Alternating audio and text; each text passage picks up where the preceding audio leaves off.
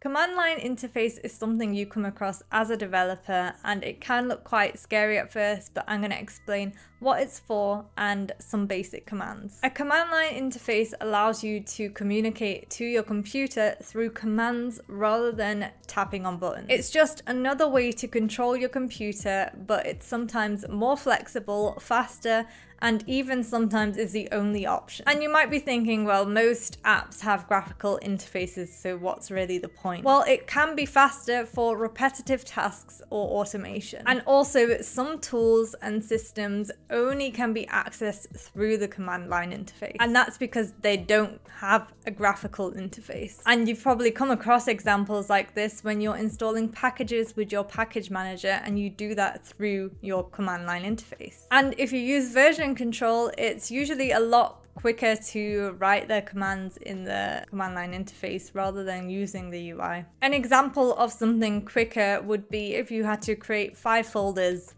and they're called folder 1, folder 2, folder 3, etc.